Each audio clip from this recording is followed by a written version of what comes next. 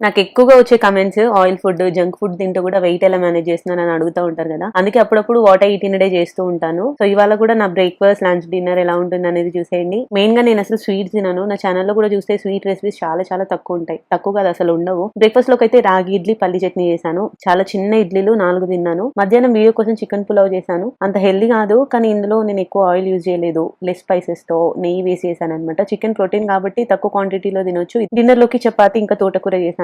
మన traditional recipes పెద్దగా ఏవేవో ఏం తినను. నేను పోర్షన్ కంట్రోల్ చేస్తూ ఉంటాను. ఏది హెల్దీ, ఎందులో ప్రోటీన్ ఉంటుంది, ఎందులో కార్బ్స్ ఎక్కువగా ఉంటాయి అనేది నాకు ఒక ఐడియా ఉందన్నమాట. ఇంట్లో రెగ్యులర్ గా తినే ఫుడ్ తింటూ ఏది ఎంత తినాలి అనేది అశ్విని గారు మనకి ఫుడ్ ప్లాన్ అనేది చెప్తారనమాట. ఇంట్రెస్ట్ ఉన్న వాళ్ళు ఎలాంటి సైడ్ ఎఫెక్ట్స్ లేకుండా వర్కౌట్ చేయకపోయినా హెల్దీగా వెయిట్ లాస్ అవ్వాలి అనుకుంటే ఫిట్ లైఫ్ విత్ అశ్విని అనే ఇన్స్టాగ్రామ్ పేజ్ ని ఫాలో అయ్యి కాంటాక్ట్ అవ్వండి. బీపీ, షుగర్, థైరాయిడ్, పీసీఓడి ఇలాంటి ప్రాబ్లమ్స్ ఉన్న వాళ్ళు కూడా అశ్విని గారు ఇచ్చిన డైట్ ప్లాన్ ఫాలో అవుతూ దాని నుండి రికవరీ అయ్యారు. ఫుల్ డీటెయిల్స్ కమెంట్ బాక్స్ లో పిన్ చేశాను.